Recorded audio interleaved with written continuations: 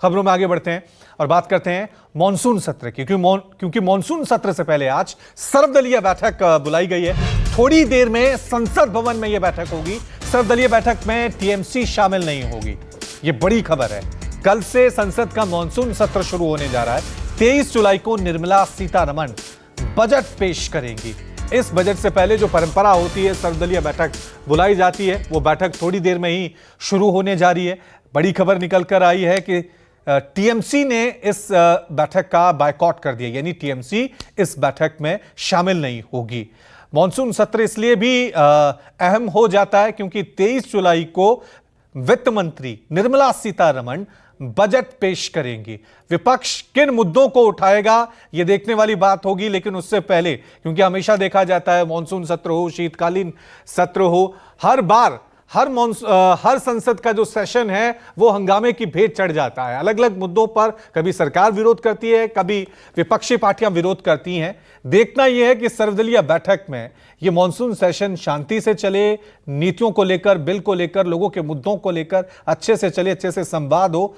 इस बैठक में क्या रणनीति बनाई जाती है, ये तस्वीरें सर्वदलीय बैठक की हम आपको दिखा रहे हैं। किस तरह से अलग अलग राजनीतिक पार्टियों के राजनेता इस बैठक में शामिल होने के लिए संसद भवन में पहुंच रहे हैं। चलिए इस खबर पर और ज्यादा जानकारी के लिए सीधा रुक करते हैं मेरे सहयोगी प्रशांत देव का। प्रशांत, तस्वीर हम देख रहे हैं, सभी राजनीतिक पार्टियों के अलग अलग जो रिप्रेजेंटेटिव है वो बैठक में शामिल होने के लिए पहुंच रहे हैं। लेकिन क्या ये माने कि जिस तरह से हमने हमेशा देखा है, संसद में कोई भी शीतकालीन सत्र हो, मॉनसून सेशन हो, बजट सेशन हो, वो भेंट चढ़ी जाता था हंगामे का। इस बैठक से कोई पॉजिटिव संकेत मिलने के आसार हैं?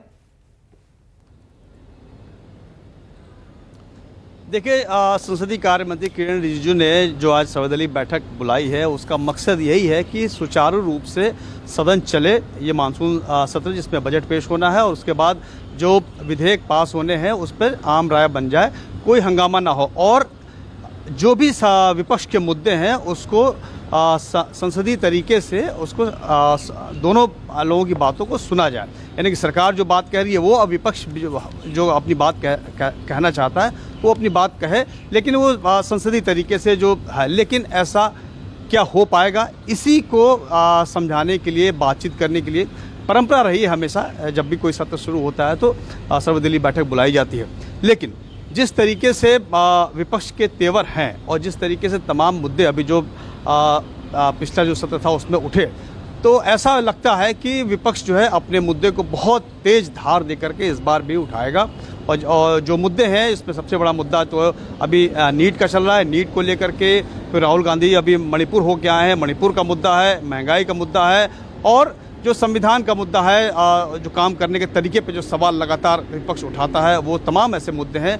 ऐसा लगता है कि उन मुद्दों को लेकर के विपक्ष जरूर घेराबंदी करेगी। इसी को समझाने के लिए, इसी को साधने के लिए ये सर्वदलीय बैठक बुलाई गई है। अब देखते हैं कि इस बैठक जो अब से थोड़ी देर पहले शुरू हो गई है उसमें क्या नतीजा निकलता है। उसके बाद एक प्रेस ब्रीफ भी सरकार की तरफ से होगा, वो बताएंगे कि किन किन मुद्दों पर बात हुई और विपक्ष के लोग भी आके प्रेस से बात करेंगे। तो उसी समय पता चलेगा कि वो क्या कोई सहमति बन पाई है या इन्होंने अपनी बात जो कही है कि ये मुद्दे हमारे रहेंगे, उसको लेकर के कोई चर्चा हुई है तो क्या उसमें कोई सकारात्मक बात हो गई है, क्या सदन ठीक से चलेगा, ये तमाम चीज़ें होती हैं। लेकिन जैसा कि आपने भी एक सवाल खड़ा किया, आपको भी जो आशंका है, सबको ये लगता है कि विपक्ष जो है इस बार, क्योंकि इस बार सरकार में सदन में जो नंबर हैं वो नंबर विपक्ष के ठीक ठाक हैं, तो उस हिसाब से ठीक है। वो और इंडिया ब्लॉक पूरा जो है अपना जो जिस तरीके से अपनी तेज़ी दिखा रहा है, जिस तरीके से हमले कर रहा है सरकार पे, तो वो लगता है कि इस बार भी अपनी आवाज़ वो ठीक से बुलंद करेंगे सदन में।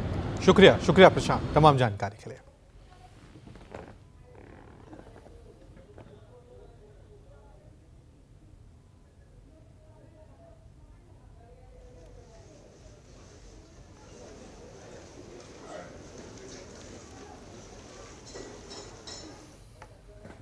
चलिए खबरों में आगे बढ़ते हैं।